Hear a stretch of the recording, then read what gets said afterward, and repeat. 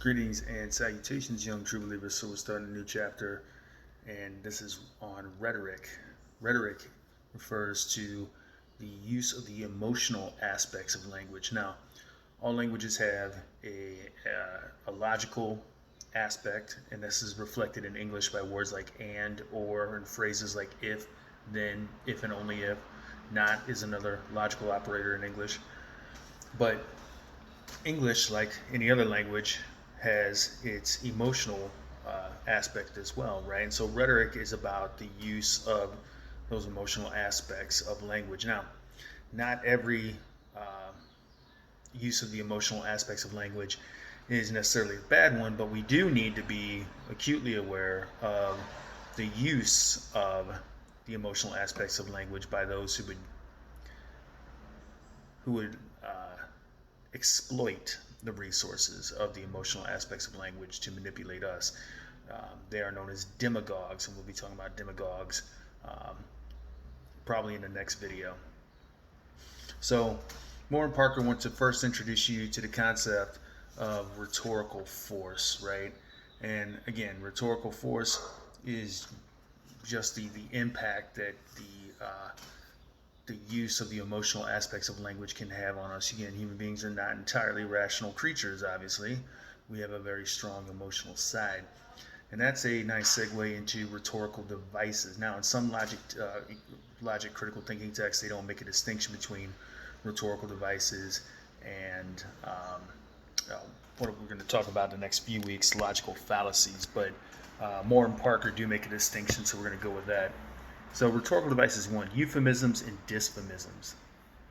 A euphemism is a neutral or positive expression used in place of one that carries negative associations. So if you hear someone was subject to enhanced interrogation, that's a euphemism for torture. A detainee, obviously, is a euphemism for a prisoner. A dysphemism is the exact opposite. A dysphemism is used to produce a negative effect on someone's mind when the word that is being referenced is in fact positive or neutral in its connotations. So instead of referring to, say, a feminist, right? As a feminist, someone like Rush Limbaugh once infamously described a feminist as a feminazi. Feminazi is a dysphemism for feminist, right? Calling someone who is thrifty a tightwad would be a dysphemism for someone who is thrifty. Weaslers. Weaslers, sometimes known as slanters, right? A Weasler is a clause that is incorporated into a claim, and it protects the claim from scrutiny by watering down or qualifying the claim. So whenever you see those Geico commercials and they say 15 minutes could save you 15% or more in car insurance, that could is a Weasler. It qualifies the claim. It doesn't, so that when challenged, the insurance company can say, well, we didn't promise you that we would save you 15%. We said we could, right? Beware of Weaslers because they crop up in advertising all the time. Common Weaslers, again, could, might, maybe, possibly. Downplayers. Downplayers attempt to make someone or something look less important or significant. They're used to diminish the importance of someone. So you don't even have to actually use words to downplay. The example in the text, she got her degree from a correspondence school. Just putting a word in quotation marks is sufficient to downplay it, right? And another instance of this, oh, him, that's just my brother. Just my brother is, again, a downplayer. On to rhetorical devices 2, stereotypes. It breaks my heart to see how many young people fall under the influence of downplayers, or of stereotypes. How many people in general believe that there's some truth to stereotypes? There's no truth to stereotypes at all, gang. What is true about stereotypes is they have one tiny little toe in reality, and then the claim about that group is exaggerated. So let's get to a definition. What is a stereotype? A stereotype is a cultural belief or idea about a social group's attributes, invariably simplified or exaggerated. And it's not just social groups, although it's often referred, stereotypes are used with respect to human social groups, but lots of things can be stereotyped. Animals, pit bulls are dangerous. That's a stereotype, right? So it's important to note stereotypes can be both negative in connotation and positive, right? All Germans are punctual is a positive stereotype. All Asians are good at math is a positive stereotype. Positive stereotypes are just as harmful as are negative stereotypes. All stereotypes are bad, right? So when I said that stereotypes, they have a toll in reality, so to speak, right? What it is that someone picks up on historical reality about a group, right, and blows it wildly out of proportion, right? So let's just take one of the most common stereotypes in the world, right? Uh, Jews are obsessed with money. Where does this come from? Well, you got to research the history of the stereotype. In the Middle Ages in Europe, right, the Catholic Church dominated Western Europe culturally, socially, etc. And there was a canon law, a Catholic Church law, that Christians could not hold jobs that were considered earthly, right? Because it tied you to this realm. It made you think about, the here and now instead of the hereafter, right? So there were jobs Christians couldn't do.